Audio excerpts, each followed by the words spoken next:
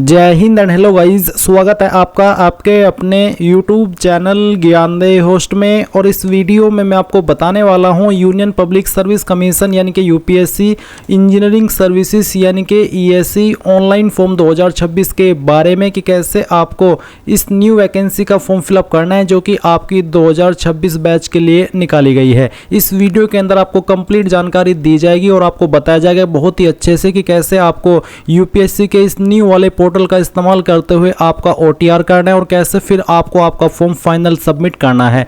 बहुत ही अच्छे से आपको यहाँ पर सभी चीज़ें एक्सप्लेन की जाएगी, इसलिए आपको वीडियो को पूरा देखना है। अब चलिए शुरू करते हैं। गाइज, अगर आपने अभी तक वीडियो को लाइक शेयर नहीं किया हो तो कर देना और चैनल को सब्सक्राइब करके बेल आइकन ऑन कर लेना। फिर जो लिंक मैंने आपको इस वीडियो को डिस्क्रिप्शन में दिया है आप ओपन करेंगे, आपको जानने को मिलेगा कि ये रिक्रूटमेंट आपकी 474 पोस्ट पर निकाली गई है।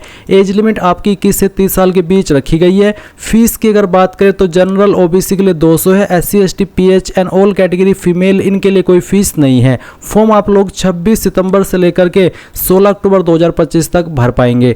अप्लाई करने के लिए आपसे पास्ट या फिर अपीयरिंग इंजीनियरिंग डिग्री आपका रिलेटेड फील्ड या फिर यहाँ पर बोला है कि for appearing student such proof of passing the requested examination should be dated earlier than the due date closing date of detailed application form, यानी कि जो आपकी फॉर्म को फिल करने की लास्ट डेट है उसके पहले आपके पास जो आपका पासिंग रिक्वेस्टेड एग्जामिनेशन है या फिर जो सर्टिफिकेट है वो आपके पास अवेलेबल होना चाहिए। फिर आप यहाँ पर आपका एग्जाम पैटर्न जानेंगे।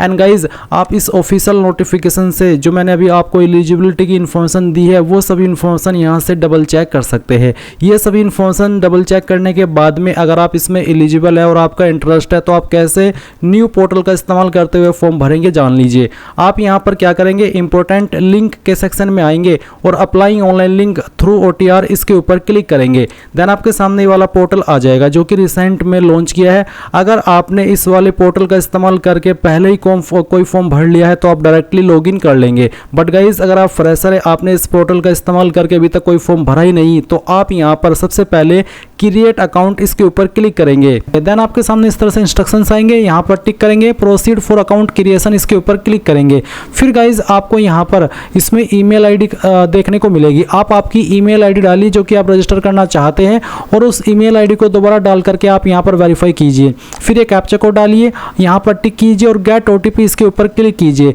जैसे ही आप गेट ओटीपी के ऊपर क्लिक करेंगे तो आपको आपकी ईमेल के ऊपर ओटीपी सेंड किया जाएगा और जैसे ही आप ओटीपी वेरीफाई करेंगे तो आपके सामने यहाँ पर वेरीफाई मोबाइल नंबर का ऑप्शन आएगा। तो जैसे आपने ईमेल आईडी वेरीफाई की है ऐसे ही आप यहाँ पर आपका मोबाइल नंबर वेरीफाई करेंगे। फिर आपको यहाँ पर आपका एक पासवर्ड क्रिएट करना है तो आपकी जो प्रोफाइल है वो ये वाली कंप्लीट हो जाएगी। अब मैं बात करता हूँ उन कैंडिडेट के बारे में जो कि अभी प्रॉब्लम फेस कर रहे हैं सेम डाटा मैचिंग वाला। तो गाइज, ये जो सेम डाटा मैचिंग वाला एरर है ये कोई आपकी गलती नहीं है। जी हाँ, ये आपकी गलती नहीं है, ये वेबसाइट का टेक्निकल ग्लिच है। जी हाँ, ये भी आपने सही सुना, ये वेबसाइट का टेक्निकल ग्लिच है क्योंकि आप इस पोर्टल का इस्तेमाल करके पहली बार कोई फॉर्म भर रहे हैं, आपने इस पोर्टल का इस्तेमाल करके पहले कोई फॉर्म भरा ही नहीं, तो कैसे आपका सेम डाटा मैच हो सकता है ये आप भी सोच सकते हैं और इसीलिए आप परेशान भी हो रहे हैं। तो ये वेबसाइट का टेक्निकल इशू है। जब इस तरह से कोई फॉर्म निकलता है तो शुरुआत में इस तरह के बग आ जाते हैं, कोई ना कोई इस तरह का टेक्निकल इशू आ जाता है, तो ये आपको वेट करना है। और जो यूपीएससी की वेबसाइट है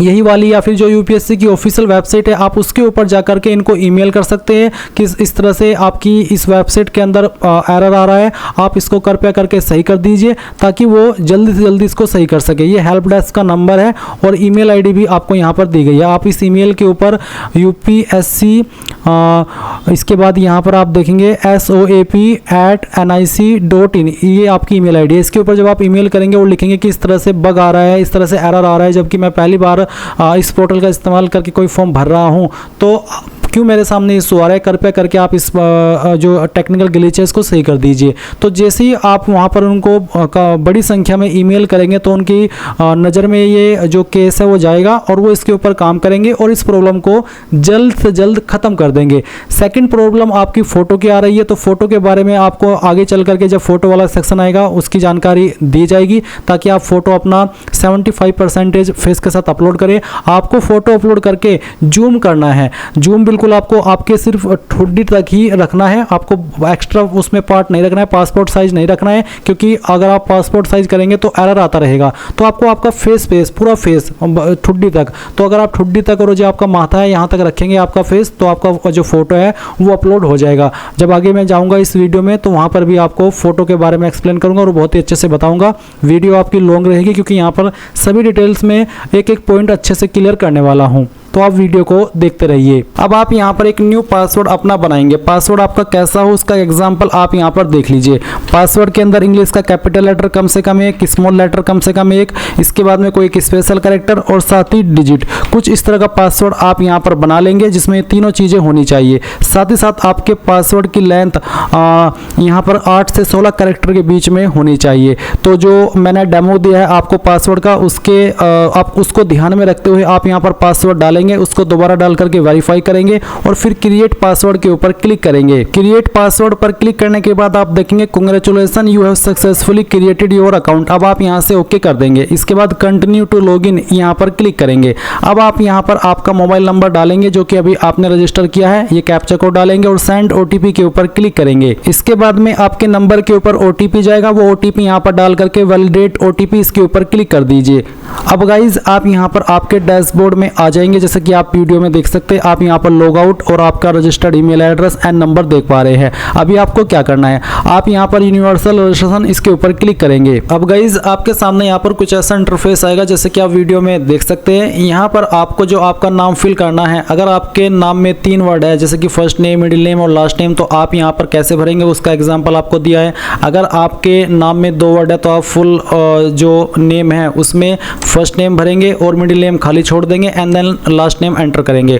और अगर आपके नाम में सिर्फ आपका सिंगल नेम है तो आप यहां पर सिर्फ फर्स्ट नेम भरेंगे, मिडिल नेम और लास्ट नेम खाली छोड़ देंगे। इसके बाद आप यहां पर आपकी जो 10वीं की इन्फॉर्मेशन है वो आपको 10th के सर्टिफिकेट के अकॉर्डिंग भरनी है और जो नंबर आप यहां पर दे रहे हैं या जो आपने दिया है वो आधार के साथ में लिंक होना चाहिए। तो आप प्रोसीड फॉर यूनिवर्सल रजिस्ट्रेशन इसके ऊपर आप क्लिक कर दीजिए। इसके ऊपर क्लिक करने के बाद अब यहां पर सबसे पहले आपको आपका फर्स्ट नेम एंटर करना है। अगर मिडिल नेम है तो जैसे कि मैंने कहा आप डाल देंगे, नहीं तो खाली छोड़ देंगे। फिर जो आपका लास्ट नेम है वो आपको यहाँ पर एंटर कर देना है। उसके बाद आप यहाँ पर इसको जो नाम आपने भरा है अगेन डाल करके वेरीफाई करेंगे, पहले फर्स्ट नेम फिर मिडिल नेम और उसके बाद में लास्ट नेम। फिर आप देखेंगे जेंडर, तो जो भी आपका जेंडर है वो आपको सेलेक्ट कर लेना है, उसको दोबारा सेलेक्ट करके वेरीफाई करना है। एंड देन जो आपकी डेट ऑफ बर्थ है वो भी आपको यहाँ पर एंटर करनी होगी। ये डेट ऑफ बर्थ भी आप आपके 10th के सर्टिफिकेट के अकॉर्डिंग ही एंटर कीजिएगा, उसको आपको यहाँ पर दोबारा से डाल करके वेरीफाई कर देनी है। ये एंटर करने के बाद देखेंगे फादर फुल नेम, तो जो आपको आपके पिताजी है उनका नाम आपको यहाँ पर एंटर करना है। पूरा नाम आप यहाँ पर एंटर कीजिएगा, उसको दोबारा डाल करके वेरीफाई कर दीजिएगा। एंड देन आपकी जो माताजी है उनका नाम आपको यहाँ पर एंटर करना है, इसको दोबारा डाल करके वेरीफाई कर देना है। इसके बाद आप यहाँ पर गार्जियन नेम, तो आपके गार्जियन कोई भी हो सकते हैं, जैसे कि आपके फादर या फिर ब्रदर या फिर आपकी बहन कोई भी हो सकते हैं, तो जो भी है वो आप यहाँ पर एंटर कर दीजिएगा। उसके बाद में देखेंगे कंफर्म गार्जियन नेम, तो अगर आप गार्जियन नेम दे रहे हैं तो आप यहाँ पर उसको दोबारा डाल करके वेरीफाई कर देंगे, और अगर आप नहीं दे रहे तो खाली छोड़ दीजिए और उसके बाद नेक्स्ट एंड रिव्यू इसके ऊपर क्लिक कीजिए। अब जो आपने इन्फॉर्मेशन भरी है वो आपके सामने है, आप इन सभी को चेक कर लेंगे और अगर आपको लगता है कि कोई जानकारी गलत हो गई है तो आप एडिट के ऊपर क्लिक करके एडिट कर लेना, नहीं तो सबमिट कर दीजिएगा। यहाँ पर बोला है कि do you want to submit your identity profile detail, क्या आप इसको सबमिट करना चाहते हैं? अगर हाँ तो आप यहाँ पर यस कर देंगे, फिर ये डिटेल्स आपकी सबमिट हो जाएगी। अब आपसे यहाँ पर पूछा है select from where you completed 10th class matriculation equivalent board examination, आपने आपकी 10वीं कहाँ से की है, इंडिया या फिर आउटसाइड इंडिया, जहाँ से भी की है वो आप सिलेक्ट कर लीजिए। अगर इंडिया तो इंडिया सेलेक्ट करने के बाद में यहाँ पर आपको बताना है कि आपने कौन सी स्टेट से आपकी 10वीं की है, फिर आपको यहाँ पर आपकी स्टेट को दोबारा सेलेक्ट करके वेरीफाई करना है। फिर 10th class matriculation board name, तो बेसिकली आपको बताना कि किस बोर्ड से की है, तो जो भी बोर्ड नेम है आपका सेलेक्ट कर लीजिए, उसको दोबारा सेलेक्ट करके वेरीफाई कर लीजिए। किस साल के अंदर आपने पास कर ली थी वो आपको यहाँ पर एंटर करना है, दोबारा से इस ईयर को आपको यहाँ पर डाल करके वेरीफाई करना होगा। फिर आप यहाँ पर देखेंगे passing certificate number as per 10th class certificate, basically आपको आपका सर्टिफिकेट नंबर डालना है, 10वीं का आपको सर्टिफिकेट चेक करना है, उसके ऊपर आपको ये सर्टिफिकेट नंबर मिल जाएगा, तो उसको दोबारा दोबारा डाल करके आप यहाँ पर वेरीफाई कर देना।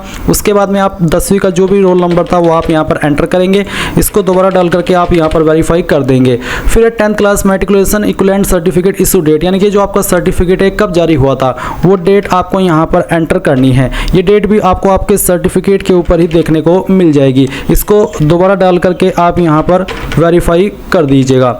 इसके बाद आप यहाँ पर देखेंगे grade system as per board certificate, यानी कि आपका जो नंबर था 10वीं का वो किसके अंदर था, CGPA या फिर आपको बोला है certificate only require a pass and where marks not given, यानी कि अगर आपके सर्टिफिकेट में मार्क्स नहीं दिए गए थे, जिन्होंने कोरोना टाइम में किए थे और उनको सिर्फ सर्टिफिकेट मिला है तो वो ये वाला ऑप्शन सेलेक्ट कर सकते हैं। और अगर आपके नंबर परसेंटेज में है तो आप यहाँ पर परसेंटेज मार्क्स ये वाला ऑप्शन सेलेक्ट कर लीजिएगा और उसके बाद में जो आपकी परसेंटेज थी वो आप यहाँ पर डाल दीजिएगा। इसके बाद आप यहाँ पर आप 10th का सर्टिफिकेट अपलोड करेंगे, जिसका साइज 50 से 300 KB के बीच में होना चाहिए और फॉर्मेट PDF का रहना चाहिए। साथ ही साथ जो आप फाइल को नाम देंगे वो आप देंगे board_ सर्टिफिकेट, और ये जो फाइल है वो PDF के फॉर्मेट में अपलोड करनी है। तो अगर आपकी फाइल इमेज के अंदर है तो आप उसको PDF में कैसे अपलोड करेंगे वो जान लीजिए।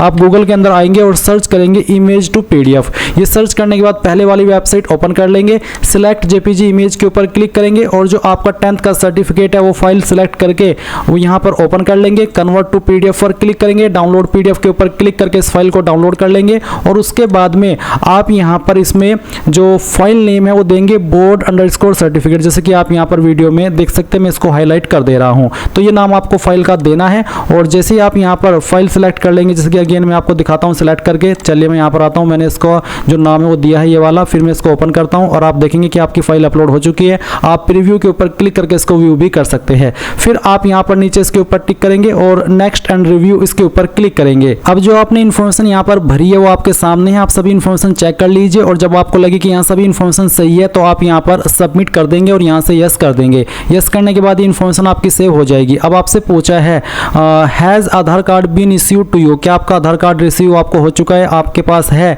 Yes I have Aadhaar card and consent to verification through virtual ID, या फिर I don't want to proceed with Aadhaar verification, और पहला है कि yes I have been issued Aadhaar card and consent to proceed for verification. तो अगर आपके पास आधार है और आप उसके माध्यम से कंसेंट देना चाहते हैं अपना, तो इसके ऊपर टिक कर दीजिएगा। फिर जो आधार नंबर है वो यहाँ पर डाल दीजिएगा, एक कैप्चा कोड फिल कीजिएगा और गेट आधार OTP इसके ऊपर क्लिक कीजिएगा। गाइज जैसे ही आप आधार OTP वेरीफाई कर देंगे तो आप अगले इंटरफेस पर आएंगे। पर यहाँ पर अगर आपके पास आधार नहीं है या फिर आप यहाँ पर आधार वेरिफिकेशन नहीं करना चाहते, I don't want to proceed with Aadhaar verification, आप ये माध्यम सेलेक्ट कर लेंगे और उसके बाद में नेक्स्ट के ऊपर क्लिक करेंगे। फिर आप यहाँ पर कोई एक अन्य ID भी दे सकते हैं। जो कैंडिडेट यहाँ पर आधार कार्ड की इन्फॉर्मेशन न देकर के किसी और ID से आगे बढ़ रहे हैं, उनको एग्जाम सेंटर पर नॉर्मल कैंडिडेट से 1 घंटा पहले पहुँचना होगा। तो जो भी आप दे रहे हैं वो आप यहाँ पर सिलेक्ट कर लीजिए इनमें से ID, फिर उसका नंबर यहाँ पर डाल दीजिए और उस ID को आपको यहाँ पर अपलोड कर देना है, जिसका फॉर्मेट JPG का रखा है और साइज 20 से 200 KB के बीच में होना चाहिए। गाइज यहाँ पर जो आप ID अपलोड करेंगे उसका जो नाम देना है फाइल का वो आपको ID_card ये देना है और फिर अपलोड फोटो ID कार्ड इसके ऊपर क्लिक करके आप इसको यहाँ पर सेव कर देना और उसके बाद आप यहाँ पर नेक्स्ट एंड रिव्यू इसके ऊपर क्लिक करेंगे। फिर जो आपकी डिटेल्स हैं वो वेरीफाई होगी, आप इसको चेक करके सबमिट कर देना और यहाँ से यस कर देना। उसके बाद आप ओके करेंगे। ओके करने के बाद ये इन्फॉर्मेशन आपके सामने आएगी। जो भी इन्फॉर्मेशन आपने यहाँ पर अभी तक भरी है वो सभी आपके सामने है। अगर आप इन भरी हुई जानकारी को ये देख रहे हैं कि हाँ मैंने सभी जानकारी भर ली है और लॉक करना चाहते हैं, तो आप यहाँ पर लॉक एंड सबमिट इसके ऊपर क्लिक करके इसको सबमिट कर देंगे। और अगर आप एडिट करना चाहते हैं, कोई जानकारी गलत हो गई है तो एडिट के ऊपर क्लिक करके एडिट कर लेना, नहीं तो आप लॉक एंड सबमिट इसके ऊपर क्लिक करेंगे। इसके बाद आप यहाँ पर यस कर देंगे और आप देखेंगे do you want to lock and generate universal registration number, क्या आप बिल्कुल लॉक करना चाहते हैं और अपना रजिस्ट्रेशन नंबर जो कि है यूनिवर्सल वाला उसको जनरेट करना चाहते हैं, तो आप यस प्रोसीड इसके ऊपर क्लिक कर दीजिए। अब आपको URN नंबर मिल चुका है, URN मतलब यूनिवर्सल रजिस्ट्रेशन नंबर, तो आप इसको नोट कर लीजिएगा। अब आप यहाँ से ओके कर दीजिए। ओके करने के बाद आप देखेंगे proceed for common application form. अब आप यहाँ पर जिस भी फॉर्म पर अप्लाई करना चाहे कर सकते हैं। तो यहाँ पर इसके बाद आपके सामने इस तरह का ऑप्शन आएगा, तो आप नेशनलिटी के अंदर सिटीजन ऑफ इंडिया सेलेक्ट कर लीजिएगा। फिर आपको बताना है माइनॉरिटी स्टेटस, क्या आप माइनॉरिटी कम्युनिटी में आते हैं, अगर हाँ तो यस, और यस करने के बाद में आपको माइनॉरिटी बतानी है कि आपकी इनमें से कौन सी है। उसके बाद में आपकी मदर टंग यानी कि मातृभाषा कौन सी है वो आपको सेलेक्ट कर लेनी है। स्टेट ऑफ डोमिसाइल, कौन सी स्टेट के आप निवासी हो, स्टेट आपको सेलेक्ट सेलेक्ट करनी होगी। मैरिटल स्टेटस आपका क्या है, डाइवोर्सी, मैरिड, अनमैरिड, जो भी है वो आप यहाँ पर टिक कर दीजिएगा। फिर आता है प्लेस ऑफ बर्थ, तो आपको बताना है is your place of birth India और अब्रॉड। अगर आप इंडिया में ही जन्मे हैं तो आपको यहाँ पर इंडिया सेलेक्ट कर लेना है। फिर बताना है कि कौन सी स्टेट में आपका जन्म हुआ था, वो स्टेट आप सेलेक्ट कर लेंगे। किस डिस्ट्रिक्ट के अंदर हुआ था वो डिस्ट्रिक्ट सेलेक्ट कर लेंगे। उसके बाद में कौन से विलेज या फिर टाउन सिटी में हुआ था वो आप यहाँ पर डालेंगे। आपका पोस्ट ऑफिस कौन सा है वो आप यहाँ पर भर देंगे। उसके बाद में जो आपका पिन कोड है वो भी आपको यहाँ पर डाल देना है। उसके बाद अल्टरनेट कॉन्टैक्ट इन्फॉर्मेशन, अगर आप कोई अन्य नंबर देना चाहते तो आप यहाँ पर व्हाट्सएप का अन्य नंबर दे देंगे। कोई अल्टरनेट ईमेल आईडी है वो देना चाहते तो वो आप यहाँ पर डाल देंगे। कोई अल्टरनेट मोबाइल नंबर है अलग से वो भी आप यहाँ पर डाल देंगे। फिर आप नेक्स्ट एंड रिव्यू इसके ऊपर क्लिक करेंगे। उसके बाद में आप सभी इन्फॉर्मेशन को चेक करते हुए सबमिट करेंगे और आपके सामने यहाँ पर पेरेंट्स प्रोफाइल आएगी। तो आप यहाँ पर फादर नेम अपना देख सकते हैं। उसके बाद में स्टेटस बताना कि आपके पिताजी अलाइव है या फिर डिकीज्ड यानी कि उनकी मृत्यु हो चुकी है। जो भी स्टेटस है वो आप सिलेक्ट कर लीजिएगा। अगर अलाइव तो आपको बताना है कि उनका ऑक्यूपेशन क्या है। जो भी है इनमें से ऑक्यूपेशन वो आप यहाँ पर सिलेक्ट कर लीजिएगा। उसके बाद में एनुअल इनकम उनकी कितनी है वो आपको यहाँ पर डाल देनी है। जो भी है वो आप यहाँ पर डाल दीजिएगा। नेशनलिटी के अंदर आप यहाँ पर अगर इंडियन है सिटीजन ऑफ इंडिया सेलेक्ट कर लीजिएगा। फिर पूछा state to which your father originally belong, कौन से स्टेट से आपके फादर बिलोंग करते हैं वो स्टेट आपको सेलेक्ट कर लेनी है। किस डिस्ट्रिक्ट से करते हैं आपके फादर बिलोंग वो भी आपको सेलेक्ट कर लेनी है। फिर सेम वे में आप मदर्स की इन्फॉर्मेशन भरेंगे। स्टेटस बताएंगे कि अलाइव है या फिर डिकीज्ड है। उसके बाद में बताएंगे कि ऑक्यूपेशन क्या है। जो भी है वो आप सिलेक्ट कर लेना। जैसे कि मैंने होम मेकर सेलेक्ट किया यानी कि हाउसवाइफ में काउंट होता है। एनुअल इनकम है, अगर उनका कोई काम है कोई बिजनेस है तो आप यहाँ पर उनकी एनुअल इनकम बताएंगे रुपए में, नहीं तो आप यहाँ पर अगर होम मेकर है तो 0 लिख दीजिएगा। उसके बाद में नेशनलिटी के अंदर सिटीजन ऑफ इंडिया, किस स्टेट से आपकी माताजी है वो स्टेट सेलेक्ट कर लेनी है। उसके बाद में किस डिस्ट्रिक्ट से है वो डिस्ट्रिक्ट आपको यहाँ पर डाल देनी है। फिर आप नेक्स्ट एंड रिव्यूज के ऊपर क्लिक करके सभी जानकारी वेरीफाई करेंगे और सबमिट कर देंगे और यहाँ से यस कर देंगे। इसके बाद में यहाँ पर आती है सोशल कैटेगरी प्रोफाइल, तो सिलेक्ट कम्युनिटी, तो जो भी आपकी कास्ट कम्युनिटी है जैसे कि ST, OBC, अनरिजर्व्ड या फिर EWS। तो यहाँ पर SC का ऑप्शन मुझे दिखाई नहीं दे रहा है तो मुझे नहीं पता कि SC का ऑप्शन इन्होंने क्यों नहीं डाला, बट इन्होंने ST, OBC, अनरिजर्व्ड और EWS का ही दिया है। अगर आपके सामने नहीं आ रहा है SC का ऑप्शन तो आप मुझे बताइए, और अगर आ रहा है तो अच्छी बात है। तो जो भी आपकी इनमें से कैटेगरी है वो आप सिलेक्ट कर लेंगे। मान लीजिए आप ST है तो ST सिलेक्ट करने पर आपको बोला है कि upload a valid and readable copy of the caste certificate, तो कास्ट सर्टिफिकेट आपको देना होगा अगर आप ST है। अगर आप OBC है तो भी आपको यहाँ पर कास्ट सर्टिफिकेट देना होगा। ये सेंट्रल की वैकेंसी है तो सेंट्रल का ही आपका बना होना चाहिए। EWS के लिए भी आपको इस तरह से इन्फॉर्मेशन देनी होगी। तो पहले मैं आपको दिखाता हूँ OBC का। तो अगर आप OBC है तो आपसे पूछे कि बिलोंग्स टू क्रीमी लेयर, क्या आप क्रीमी लेयर में आते हैं? अगर हाँ तो यस, और अगर आप नहीं आते हैं तो आप नो करेंगे। जैसे कि यहाँ पर मैंने यस किया तो यहाँ पर आता है कि enter the post held by your father. तो अगर एक नीचे सवाल पहले ही है कि is your father is in service indicate the post held by him. अगर आपके पिताजी किसी सर्विस में है तो आपको बताना है कि वो कौन सी पोस्ट पर है। अगर नहीं है तो आप यहाँ पर नॉट एप्लीकेबल लिख दीजिएगा। और अगर आप यहाँ पर कास्ट कैटेगरी सर्टिफिकेट में वो क्रीमी लेयर से बिलोंग करते हैं तो आप क्रीमी लेयर से अगर आप बिलोंग नहीं करते हैं तो आप यहाँ पर नो करेंगे और आपके सामने इस तरह के ऑप्शन आ जाएंगे। अब आपको कैसे पता चलेगा कि आप क्रीमी लेयर में आते हैं या फिर नहीं, तो ये आपको सर्टिफिकेट के अंदर ही आपको देखने को मिलेगा। अभी जो आप वीडियो में देख सकते हैं ये आपका एक सेंट्रल का OBC का कास्ट सर्टिफिकेट है और इसमें ही यहाँ पर एक लाइन दी गई है कि this is also to certified that he she does not belongs to the person section creamy layer, यानी कि जिस कैंडिडेट का ये OBC का सर्टिफिकेट है वो क्रीमी लेयर से बिलोंग नहीं करता है। तो यहीं पर आपको देखने को मिल जाएगा कि आप क्रीमी लेयर में आते हैं या फिर नहीं आते हैं। तो उसी के अकॉर्डिंग आपको ये सब आंसर करने हैं। और अगर मान लीजिए आपकी कैटेगरी ST है तो फिर आपके सामने इस तरह से ऑप्शन आएंगे। तो आपको आपका सर्टिफिकेट नंबर देना है। सर्टिफिकेट नंबर आपका होता है प्रमाण पत्र क्रमांक, तो जो प्रमाण पत्र क्रमांक है वो आप यहाँ पर डाल दीजिएगा। ऑफिस ऑफ इश्यूइंग अथॉरिटी, किसके द्वारा आपका सर्टिफिकेट जारी हुआ है, तो कौन से ऑफिस ने आपका सर्टिफिकेट जारी किया है उसका नाम आपको देना है। तो ये कैसे पता चलेगा वो भी आप यहाँ पर जान लीजिए। तो जैसे कि यहाँ पर जो सर्टिफिकेट जारी हुआ है ये हुआ है तहसीलदार के द्वारा। तो जो भी तहसीलदार का ऑफिस है यानी कि जो उनका ऑफिस है जहाँ पर वो स्थित है वो आप यहाँ पर भरिएगा। और इसमें आप यहाँ पर आएंगे जैसे कि ऑफिस ऑफ इश्यूइंग अथॉरिटी। तो चलिए मैं यहाँ पर तहसीलदार ऑफिस ये मैं लिख देता हूँ। आपको भी सेम तरीके से लिखना है और आपको आपका सर्टिफिकेट चेक करना है, उसी के अकॉर्डिंग आप यहाँ पर भरिएगा। क्योंकि गाइज ये जो सर्टिफिकेट है ये आपका जरूरी नहीं है कि तहसीलदार ही जारी करे, ये अलग अलग पोस्ट के अधिकारी जारी करते हैं जैसे कि तहसीलदार, नायब तहसीलदार, CO, DM इनके द्वारा ये जारी होता है। इसके बाद आप देखेंगे डेजिग्नेशन ऑफ इश्यूइंग अथॉरिटी, किसके द्वारा ये सर्टिफिकेट जारी हुआ है। क्योंकि मेरा जो सर्टिफिकेट है ये ये जारी हुआ है तहसीलदार के द्वारा। आपको यहाँ पर सक्षम अधिकारी के बाद में जिस भी पोस्ट का नाम लिखा है वही सेलेक्ट करनी होगी। तो जो मेरा सर्टिफिकेट जारी हुआ है ये तहसीलदार के द्वारा जारी हुआ है, मैं यहाँ पर तहसीलदार सेलेक्ट कर लूँगा। उसके बाद स्टेट ऑफ इशूइंग अथॉरिटी, तो ये जारी हुआ है यूपी स्टेट के द्वारा, तो यहाँ पर मैं यूपी सेलेक्ट कर लूँगा। उसके बाद में डेट ऑफ इशू भी आप यहाँ पर देख सकते हैं, जारी दिनांक 15/2/2025। तो जो भी डेट आपके सर्टिफिकेट के ऊपर होगी वो आपको यहाँ पर एंटर कर देनी है इस तरह से, जैसे कि मैं आपको दिखा रहा हूँ। फिर एड्रेस ऑफ इशूइंग अथॉरिटी।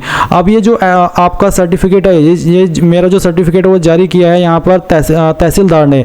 तो जो भी आपके अथॉरिटी है जिसने आपका सर्टिफिकेट जारी किया है उसका जो एड्रेस है वही आपको भरना है। एग्जाम्पल के लिए मान लीजिए आपका सर्टिफिकेट तहसीलदार ने जारी किया है और आपके तहसीलदार बैठते हैं आपके नज़दीकी कचहरी के अंदर, तो जो कचहरी है उसका जो एड्रेस है, जैसे कि हमारी कचहरी होगी जिला सहारनपुर के अंदर या फिर हमारी कचहरी है सहारनपुर कोर्ट, तो मैं यहाँ पर सहारनपुर कोर्ट का पूरा एड्रेस डाल दूंगा। और अगर आपका सर्टिफिकेट जारी किया है सीओ ने, तो जहाँ पर आपके सीओ का ऑफिस है जो आपके जिले का वो आप लिख देंगे। डीएम के द्वारा जारी हुआ है तो जहाँ पर आपके डीएम का ऑफिस है उसका एड्रेस आप यहाँ पर डाल देंगे। तो यहाँ पर मैंने एग्जाम्पल के लिए आपको ये एड्रेस इस तरह से फिल करके दिखा दिया है, आपको भी सेम तरीके से भरना होगा आपके इशूइंग अथॉरिटी का एड्रेस। फिर आप देखेंगे name of caste tribe community, यानी कि आपकी कम्युनिटी का जो नाम है वो क्या है, ये आपको कहाँ पर पता चलेगा। आपको सर्टिफिकेट पर फिर से आना है, तो यहाँ पर आपको एक सर्टिफिकेट में लाइन देखने को मिलेगी, Uttar Pradesh state belongs to the Teli community. तो ये जो सर्टिफिकेट है वो ओबीसी का है और ये जो कैंडिडेट है वो बिलोंग करता है तेली कम्युनिटी से।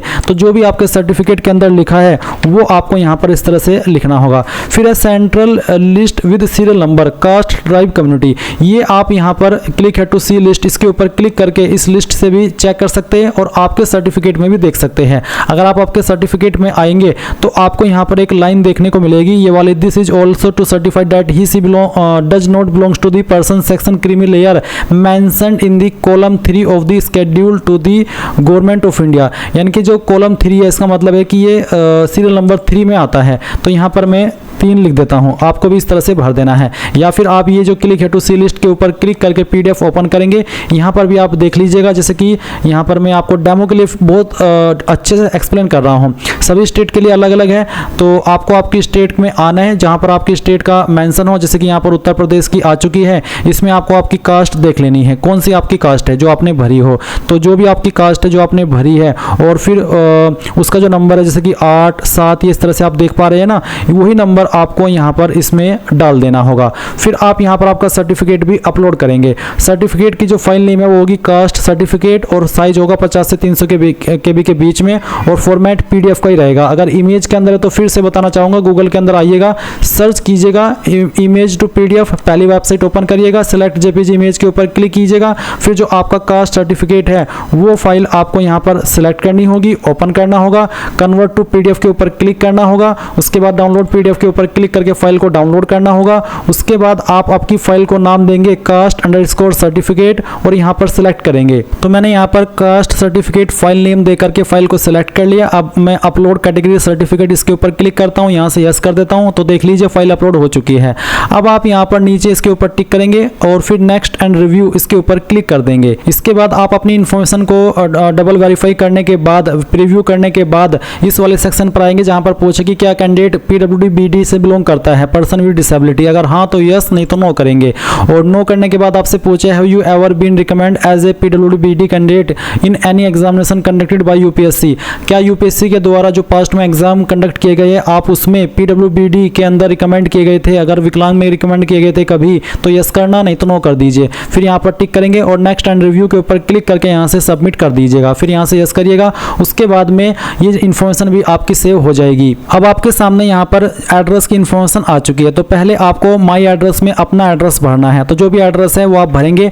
House number, apartment, building, street क्या है वो आप यहाँ पर डाल देंगे। स्टेट यहाँ से आपको आपकी सिलेक्ट कर लेनी है। फिर आपको आपकी डिस्ट्रिक्ट यहाँ पर सिलेक्ट करनी होगी। आपके विलेज या फिर टाउन या फिर सिटी का नाम यहाँ पर डालना होगा। आपका पिन कोड क्या है वो आपको यहाँ पर फिल कर देना है। आपका पोस्ट ऑफिस क्या है वो भी आपको यहाँ पर डाल देना है। नीचे आप एक सवाल देखेंगे, is your permanent address same as correspondence address, यानी कि क्या आपका परमानेंट एड्रेस और प्रेजेंट प्रजेंट एड्रेस सेम है। अगर सेम है तो यस कर देना और अगर अलग है तो नो करके आप अलग से भर सकते हैं। इसके बाद आप नेक्स्ट के ऊपर क्लिक करेंगे। अब आप यहाँ पर देख सकते हैं फादर एड्रेस और एक सवाल है कि is your father address same as your correspondence address, यानी कि क्या आपके पिता का एड्रेस भी वही एड्रेस है जो आपने प्रेजेंट एड्रेस में भरा है। अगर हाँ तो आप यस कर देना और इसके बाद जो आपने एड्रेस आपके माई एड्रेस में भरा है वो यहाँ पर आ जाएगा और उसके बाद आप यहाँ पर नेक्स्ट के ऊपर क्लिक करेंगे, नहीं तो आप नो करके अलग से भर सकते हैं। फिर सेम सवाल पूछे कि क्या जो आपका फादर एड्रेस है क्या वही आपका मदर का एड्रेस है। अगर हाँ तो यस, नहीं तो आप नो करके अलग से भर सकते हैं। अब आप यहाँ पर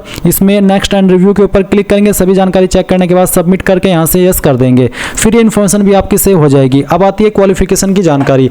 तो पूछा है select where you complete your education, आपने आपकी एजुकेशन कहाँ से कंप्लीट की है, इंडिया या फिर इंडिया के बाहर से। मैं इंडिया सेलेक्ट करता हूँ। अब आती है सिलेक्ट एजुकेशनल क्वालिफिकेशन। तो सबसे पहले आप यहाँ पर जो क्वालिफिकेशन सेलेक्ट करेंगे इसमें है आपका हायर सेकेंडरी का ऑप्शन। इसमें गाइज यहाँ पर मैं देख पा रहा हूँ 10वीं का नहीं है क्योंकि 10वीं आप पहले ही इन्फॉर्मेशन दे चुके हैं, तो मैं यहाँ पर ये सेलेक्ट कर लेता हूँ। फिर है क्वालिफिकेशन लेवल स्टेटस, तो कंप्लीट कर चुके या अपियरिंग। अगर आप अपियरिंग है तो अपियरिंग सेलेक्ट कर लेंगे और उसके बाद आपकी स्टेट बताएंगे, पर अगर आप पास कर चुके तो कंप्लीट सेलेक्ट कीजिएगा। उसके बाद में बताना कि कहाँ से आपने आपकी 10वीं की 12वीं की है वो स्टेट, उसके बाद में किस बोर्ड के द्वारा की है वो बोर्ड आप सेलेक्ट कर लेंगे। उसके बाद में जिस स्कूल से आपने आपकी 12वीं की है उसका नाम आपको यहाँ पर एंटर कर देना है।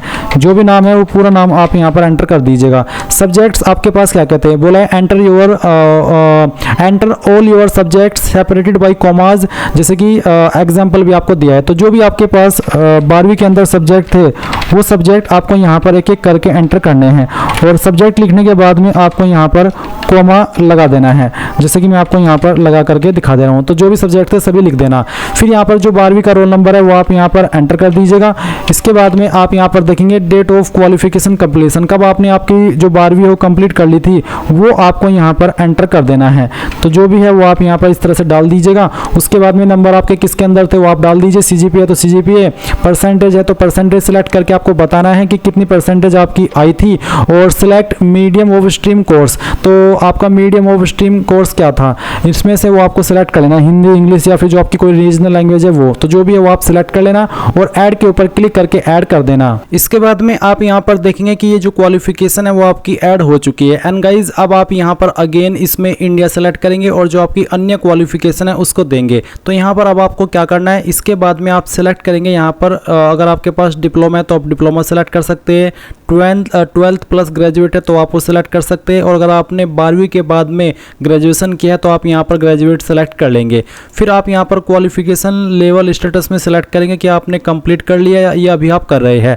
अगर कर रहे हैं तो आप अपियरिंग सेलेक्ट कर लेंगे। अपियरिंग सेलेक्ट करने पर आपको यहाँ पर कुछ इस तरह के विकल्प देखने को मिलेंगे जहाँ पर कुछ यूनिक विकल्प है। एक तो है एंटर डेट ऑफ ज्वाइनिंग, यानी कि कब आपने अपनी क्वालिफिकेशन को ज्वाइन किया है और उसके बाद में कब आप एक्सपेक्टेडली अपनी क्वालिफिकेशन पास कर लेंगे। बट गाइज अगर आप यहाँ पर ऑलरेडी अपनी क्वालिफिकेशन पास कर चुके हैं तो आप कंप्लीटेड सेलेक्ट करेंगे। फिर स्ट्रीम एट ग्रेजुएशन लेवल, तो ग्रेजुएशन लेवल का यहाँ पर आप स्ट्रीम इंजीनियरिंग सेलेक्ट कर लेंगे, क्योंकि अभी जो आप अप्लाई कर रहे हैं वो अप्लाई कर रहे हैं यूपीएससी इंजीनियरिंग सर्विसेज की वैकेंसी पर। तो ये सिलेक्ट करने के बाद में आपसे पूछा है select qualification passing state UT, कौन सी स्टेट के द्वारा आपने पास किया है, फिर यूनियन टेरिटरी के, वो आप सेलेक्ट कर लीजिएगा। उसके बाद में यहाँ पर आपको यूनिवर्सिटीज़ देखने को मिल जाएगी। अगर आपकी यूनिवर्सिटी यहाँ पर लिस्ट में है तो सिलेक्ट कर लेने, तो आप अदर के ऊपर क्लिक करके खुद से अपनी यूनिवर्सिटी का नाम दे सकते हैं। बट गाइज पहले आपको लिस्ट के अंदर ही देख लेना है। अगर आपकी यूनिवर्सिटी लिस्ट के अंदर ही है तो आप यहीं से सिलेक्ट कर लीजिएगा। उसके बाद में आप देखेंगे स्कूल इंस्टीट्यूट कॉलेज नेम, तो आपका जो भी इंस्टीट्यूट का नाम है कॉलेज का नाम है वो आप यहाँ पर लिख देना। उसके बाद में ग्रेजुएट डिग्री, तो आपके पास इनमें से कौन सी डिग्री है जो भी है वो आप यहाँ पर सिलेक्ट कर लीजिएगा। उसके बाद में आप यहाँ पर देखेंगे सब्जेक्ट ब्रांच, तो आपका सब्जेक्ट क्या है, फिर आपकी ब्रांच कौन सी है वो आप यहाँ पर खुद से टाइप कर दीजिएगा। उसके बाद आपका जो फाइनल ईयर का रोल नंबर है वो आप यहाँ पर एंटर कर देंगे। ये एंटर करने के बाद में सेम वे में आपको बताना है डेट ऑफ क्वालिफिकेशन कंप्लीशन या फिर सर्टिफिकेट इशुएंस डेट। तो आप यहाँ पर इसमें जो आपने आपकी क्वालिफिकेशन किस डेट में कंप्लीट किया है या तो आप वो डेट देंगे, या फिर अगर आपको सर्टिफिकेट इशू हो चुका है तो किस डेट में आपका सर्टिफिकेट इशू हुआ है वो डेट आप यहाँ पर सेलेक्ट कर लेंगे। फिर आपके नंबर किसके अंदर है, CGPA scale 10, GPA percentage of marks, या फिर certificate only requires a pass and where marks not given. अगर कुछ ऐसा सर्टिफिकेट है जहाँ पर मार्क्स नहीं दिए गए तो आप ये वाला ऑप्शन भी सिलेक्ट कर सकते हैं।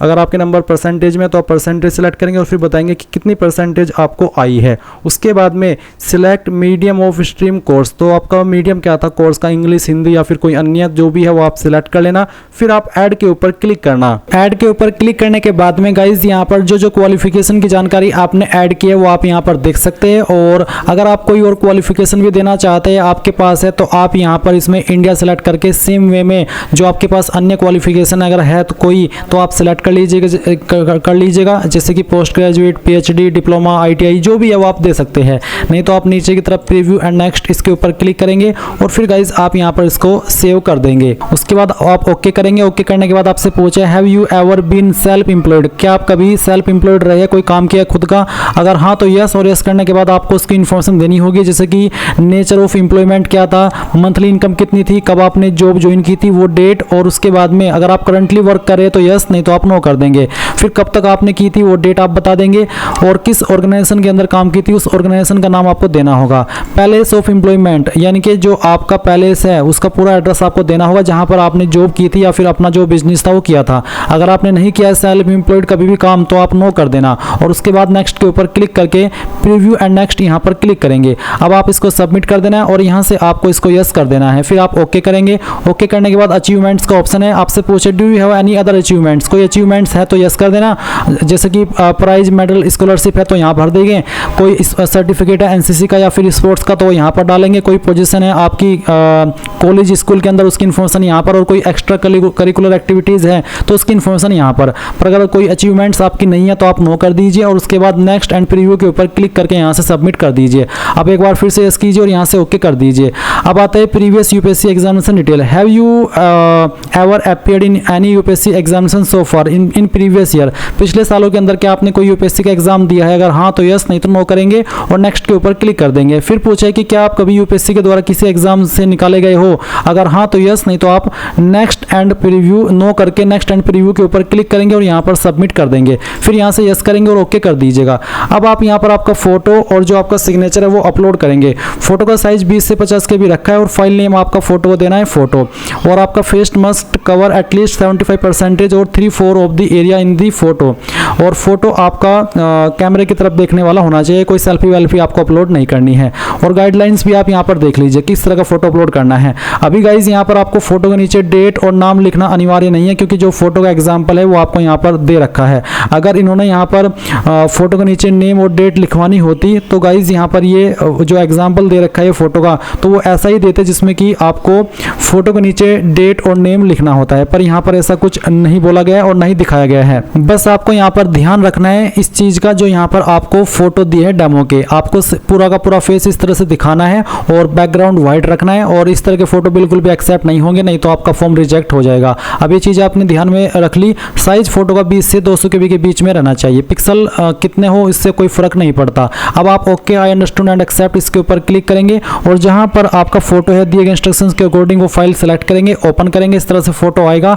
ओके करेंगे, अपलोड फोटो के ऊपर क्लिक करेंगे और यहाँ पर देखेंगे do you want to upload your passport size photo, तो आप यहाँ पर यस कर देना। उसके बाद आप देखेंगे कि आपकी फाइल अपलोड हो जाएगी। आप view uploaded passport size photo preview के ऊपर क्लिक करके इसको दोबारा से चेक कर सकते हैं। अभी आप आपका सिग्नेचर अपलोड करेंगे। सिग्नेचर की फाइल का नाम सिग्नेचर रखना है, साइज 20 से 100 KB के बीच में रखा है और सिग्नेचर किस तरह के एक्सेप्ट होंगे वो भी आप यहाँ पर देख सकते हैं। तो इस तरह का एक्सेप्ट होगा और बाकी एक्सेप्ट नहीं होगा। बोला है कि आपको ब्लैक पेन का इस्तेमाल करते हुए अपना सिग्नेचर अपलोड करना होगा और जो पिक्सल आपको रिकमेंड किए गए वो आपका है 350 से लेकर के 500 पिक्सल के बीच में। तो आप यहाँ पर क्या करेंगे, इसको अपलोड करेंगे। तो चूज फाइल के ऊपर क्लिक कीजिए और आपकी साइन की फाइल सेलेक्ट कीजिए। तो गाइस दिए गए इंस्ट्रक्शंस के अकॉर्डिंग मैंने फाइल सेलेक्ट की सिग्नेचर की और यहाँ से ओके किया और देख लीजिए कि सिग्नेचर यहाँ पर इस तरह से आ गया। अब मैं अपलोड सिग्नेचर के ऊपर क्लिक करता हूँ और यहाँ पर do you want to upload your signature मैं यहाँ पर यस कर देता हूँ। तो देख लीजिए सिग्नेचर भी आपका अपलोड हो चुका है। अब आप सेव एंड सबमिट इसके ऊपर क्लिक करेंगे तो आपको बोला है congratulation you have successfully completed your common application form. अब आपको प्रोसीड फॉर नेक्स्ट स्टेप इसके ऊपर क्लिक करना है। आपका प्रोफाइल क्रिएशन हो चुका है, आप यहाँ पर इसको व्यू कर सकते हैं और प्रिंट माई प्रोफाइल के ऊपर क्लिक करके इसको प्रिंट करना चाहे तो वो भी कर सकते हैं। अभी आपको अप्लाई करना है एग्जामिनेशन के लिए, तो आप यहाँ पर गाइज एग्जामिनेशन के सेक्शन पर आएंगे और अप्लाई एग्ज़ाम इसके ऊपर क्लिक करेंगे। देन आपको यहाँ पर इंजीनियरिंग सर्विसेज प्रिलिमिनरी एग्जामिनेशन 2026 देखने को मिल जाएगा। अब आप यहाँ पर अप्लाई के ऊपर क्लिक करना। इसके ऊपर क्लिक करने के बाद में यहाँ पर आपके सामने वो सभी इन्फॉर्मेशन है जो कि आपने शुरू से लेकर अभी तक भरी है। आपको एक एक करके सभी जानकारी व्यू करनी है। ये व्यू करना अनिवार्य है। आप व्यू के ऊपर क्लिक करेंगे, आपकी जानकारी इस तरह से आपके सामने आएगी। आप इसको क्लोज कर देंगे। फिर आप देखेंगे कि आपने इसको व्यूड कर लिया, ये राइट टिक हो चुका है। ऐसे ही आप यहाँ पर मैट्रिकुलेशन बोर्ड प्रोफाइल इसको व्यू करेंगे। फिर आप आधार फोटो आईडी इसको व्यू करेंगे। देन पर्सनल प्रोफाइल, तो यानी कि जो भी यहाँ पर आपको ये चीज़ें दी गई है सेक्शन वाइज आप इनको व्यू करेंगे। और जिस भी सेक्शन में आपको लगेगा कि यार कोई स्पेलिंग मिस्टेक है, कोई जानकारी गलत हो गई है, आप उसी सेक्शन को यहीं के यहीं एडिट कर लेना। तो आप यहाँ पर इन सभी चीज़ों को व्यू कर लीजिए। तो मैंने अपनी सभी डिटेल व्यू कर ली है। आपको फिर से कहूँगा कि बहुत ही अच्छे से इन जानकारी को व्यू करना है और अच्छे से चेक भी करना है। जल्दबाजी में ऐसा नहीं है कि व्यू करते चले गए और इन इन्फॉर्मेशन को डबल चेक नहीं किया। अच्छे से डबल चेक करना है और उसके बाद अब आप यहाँ पर टिक करेंगे। देन गाइज आप यहाँ पर देख सकते हैं इसमें lock common application form profile and proceed. अगर आपने यहाँ पर एक बार इसको लॉक कर दिया तो फिर आप इनमें से कोई भी जानकारी जब तक फॉर्म फिल करने की लास्ट डेट है उसको एडिट नहीं कर पाएंगे। जब आपका नेक्स्ट फॉर्म आएगा कोई तब आप उसको एडिट कर सकते हैं, वो फॉर्म फिल करने से पहले। तो आप पूरी तरीके से श्योर होकर के यहाँ पर क्लिक करेंगे और फिर आर यू श्योर। आपको बोला भी जा रहा है कि आप एक बार यहाँ से आगे बढ़ गए तो आप कोई भी जानकारी मॉडिफाई नहीं कर पाएंगे। तो पूरी तरीके से श्योर होने के बाद में आप यहाँ पर यस कर देना। Do you want to lock your common application form detail, तो आप यहाँ पर यस कर दीजिए। अब यस करने के बाद में यहाँ पर इस तरह से प्रोसेसिंग होगी और आप देख सकते हैं your common application form has been successfully locked, you can now proceed to fill the necessary detail for the engineering service preliminary examination 2026। तो आप ओके कर दीजिए। अब ओके करने के बाद में यहाँ पर आपको सिलेक्ट क्वालिफिकेशन टाइप आपको बताना है already passed the requested qualification examination या फिर अपीयर्ड और appearing at the requested qualifying examination. Pass कर चुके या फिर अभी आप पास करने वाले हैं। अगर पास कर चुके हैं तो पहले वाला, अगर आप पास करने वाले हैं तो आप सेकंड ऑप्शन टिक करेंगे, मैं पास कर चुका हूं। उसके बाद एंटर योर डिग्री नेम, तो जो भी आपकी डिग्री नेम है वो आप यहां पर एंटर कर देना। पूरा नाम आपको डालना है। Date of issue of degree या फिर सर्टिफिकेट, किस डेट में आपने किया है आप वो डेट यहां पर सिलेक्ट कर लीजिएगा। फिर full address of issuing authority of degree या फिर सर्टिफिकेट, यानी कि जो आपकी डिग्री है वो कौन सी अथॉरिटी के द्वारा जारी हुई है या फिर जो आपका सर्टिफिकेट है वो कौन सी यूनिवर्सिटी के द्वारा जारी हुआ है, उस अथॉरिटी का नाम देना है। बेसिकली जिस भी यूनिवर्सिटी से आपका सर्टिफिकेट है, जिस भी यूनिवर्सिटी से आपकी डिग्री है उसका नाम आप यहाँ पर दे देंगे। उसके बाद डिग्री सर्टिफिकेट नंबर या फिर इनरोलमेंट नंबर या फिर फाइनल ईयर का रोल नंबर, इनमें से कोई एक चीज़ आप दे सकते हैं, चाहे तो डिग्री का सर्टिफिकेट नंबर या फिर आपका इनरोलमेंट नंबर या फाइनल ईयर का रोल नंबर। उसके बाद designation of issuing authority of degree certificate, यानी कि जो आपका डिग्री सर्टिफिकेट है जो जारी किया है वो किसने जारी किया है, उस अथॉरिटी का क्या नाम है। जनरली ये जो सर्टिफिकेट है वो आपका जो यूनिवर्सिटी के डीन होते हैं, जो यूनिवर्सिटी के प्रिंसिपल होते हैं, जो यूनिवर्सिटी के हेड होते हैं वही जारी करते हैं। तो आपको आपका डिग्री सर्टिफिकेट या फिर जो आपका अलग से सर्टिफिकेट है वो चेक कर लेना है। उस पर जो भी लिखा है अगर वो डायरेक्टली यूनिवर्सिटी ने ही जारी किया है, यानी कि उस पर कोई डीन, कोई किसी प्रिंसिपल, किसी हेड का नाम नहीं है, क्योंकि वहाँ पर अलग अलग पोजीशन होती है अलग अलग यूनिवर्सिटी में, तो आप यहाँ पर यूनिवर्सिटी का नाम दे सकते हैं। बट मैं आपको सजेस्ट कर रहा हूँ कि आप आपका सर्टिफिकेट देखिए, उस पर देखिए कि किसने उसको जारी किया है। जहाँ पर साइन होते हैं, जहाँ पर मोहर होती है, तो वहीं पर लिखा होता है उस अथॉरिटी का नाम, तो वो अथॉरिटी का नाम आपको यहाँ पर लिख देना है। उसके बाद जो आपका डिग्री सर्टिफिकेट है वो आप यहाँ पर अपलोड भी करेंगे, या तो जो आपकी डिग्री है फाइनल ईयर की वो अपलोड करेंगे या फिर जो आपका सर्टिफिकेट है वो अपलोड करेंगे। फॉर्मेट पीडीएफ का रखा है, साइज 50 से 300 KB के बीच में रहना चाहिए। और जो आपको नाम देना है फाइल को देना है बैचलर_ सर्टिफिकेट, ये वाला नाम। अगर आप कुछ और नाम देंगे तो वो अपलोड नहीं हो पाएगा। और अगर आपका ये जो डिग्री सर्टिफिकेट है वो इमेज फॉर्मेट में है तो आप उसको पीडीएफ में कैसे बनाएंगे वो जान लीजिए। गूगल के अंदर आना, सर्च करना इमेज टू पीडीएफ, फिर convert to JPG to PDF, ये सिलेक्ट कर लेना। और जो आपने अपना इमेज स्कैन किया है आपकी डिग्री सर्टिफिकेट का वो आप यहाँ पर सिलेक्ट करेंगे। मैं आपको डेमो के लिए सर्टिफिकेट सिलेक्ट करके दिखा रहा हूँ। और फिर उसके बाद में आप यहाँ पर इसको ओपन करेंगे and then convert to PDF करेंगे, आपकी फाइल पीडीएफ के अंदर कन्वर्ट हो जाएगी। एंड देन आप उस फाइल को यहाँ पर डाउनलोड करके अपलोड कर देंगे। और फिर आप यहाँ पर देखेंगे सिलेक्ट द ब्रांच, अब आप आपकी जो ब्रांच है वो सिलेक्ट करेंगे। और उसके बाद में गाइज आप यहाँ पर नीचे की तरफ आएंगे और देखेंगे इंस्ट्रक्शंस फॉर प्रेफरेंस सिलेक्शन, तो आप यहाँ पर आपकी प्रेफरेंस की चॉइस देंगे। तो आपको जिसको जिस नंबर पर प्रेफरेंस देनी है वो आप देंगे, बट आप यहाँ पर उसके पहले देख लीजिए कि preference number will be shown in the drop down as P1 P2 P3 etc, यानी कि इस रूप में आपको यहाँ पर प्रेफरेंस के ऑप्शन दिए गए हैं। तो चलिए यहाँ पर आपको इसके अकॉर्डिंग आपकी प्रेफरेंस सेलेक्ट कर लेनी है, जिसको आपको जिस नंबर पर रखना है। इस तरह से मैं यहाँ पर आपको ये जो चॉइसेस है वो इस तरह से सेलेक्ट करके दिखा रहा हूँ। आप आपकी मर्जी के अकॉर्डिंग इन प्रेफरेंसेस को दे देंगे, जितनी प्रेफरेंस आप यहाँ पर देना चाहते हैं वो इस तरह से आप दे दीजिएगा। ये देने के बाद में आप यहाँ पर नीचे कंफर्म के ऊपर क्लिक करेंगे एंड देन आप नेक्स्ट एंड रिव्यू इसके ऊपर क्लिक करेंगे। अब आप यहाँ पर आपकी प्रेफरेंसेस देख सकते हैं और देख सकते हैं कि आपकी P1 के अंदर कौन सा डिपार्टमेंट आता है, कौन सा सर्विस आता है, कौन सा पोस्ट आता है, P2 में क्या आता है, P3 में क्या आता है, उसकी सबकी इन्फॉर्मेशन यहाँ पर बहुत ही अच्छे से दी गई है। अभी भी अगर आपको लगता है कि यार ये जो यहाँ पर प्रेफरेंसेस के विकल्प आ रहे हैं मैं इनको अप डाउन करना चाहता हूँ, तो आप यहाँ पर इसमें गो बैक एंड एडिट के ऊपर क्लिक करके इन कोड के अकॉर्डिंग और अपने डिपार्टमेंट के अकॉर्डिंग इनको अभी भी सही कर सकते हैं। बट अगर आपको लगता है कि यहाँ पर मैं इन्हीं को इसी ऑर्डर में प्रेफरेंस रखना चाहता हूँ, पहली चॉइस इस डिपार्टमेंट को देना चाहता हूँ फिर इस डिपार्टमेंट को, तो वो आप भी ये जो का त्यो भी रख सकते हैं। अब आप कन्फर्म एंड सबमिट के ऊपर क्लिक करेंगे और यहाँ पर ओके कर देंगे, फिर आप नेक्स्ट एंड रिव्यू उसके ऊपर क्लिक करेंगे। देन आपके सामने इस तरह से इन्फॉर्मेशन आएगी और अब आप यहाँ पर इसमें एक बार फिर से सभी जानकारी चेक करते हुए नेक्स्ट एंड सबमिट के ऊपर क्लिक करेंगे और यहाँ पर आपके पास ये आखिरी विकल्प है। अगर आपने एक बार इसको सबमिट कर दिया तो फिर आप कोई चेंजेस नहीं कर पाएंगे। तो अब मैं यहाँ पर इसको यस करता हूँ और इसके बाद में आप यहाँ पर यस कर दीजिए, देखेंगे सक्सेस और आपका फॉर्म जो है वो फाइनल सबमिट हो चुका है।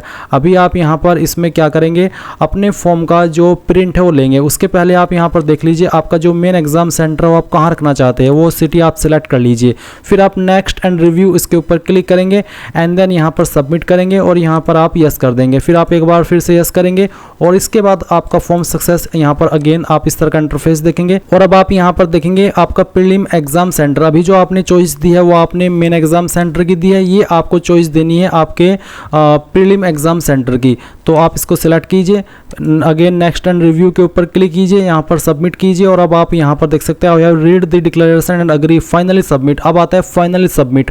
आप इसके ऊपर जैसे क्लिक करेंगे तो अब आपका फॉर्म फाइनल सबमिट हो चुका है और इस तरह से आपके सामने फॉर्म का प्रिंट भी आ चुका है। आप यहाँ पर सबसे लास्ट में आइए, प्रिंट के ऊपर क्लिक कीजिए। अगर आपके पास प्रिंटर अभी मौजूद नहीं है तो आप इसको PDF के रूप में सेव कर लीजिए और बाद में आप इसको प्रिंट करा लेना। इस तरह से गाइज आप लोग UPSC engineering services 2026 online form को भर पाएंगे। आई होप ये प्रोसेस आपको पसंद आया होगा। गाइज अगर कोई सवाल डाउट रह गया हो तो आप कमेंट के माध्यम से पूछ लेना और अगर आपने अभी तक वीडियो को लाइक शेयर नहीं किया हो तो कर दीजिए। And thanks for watching. जय हिंद।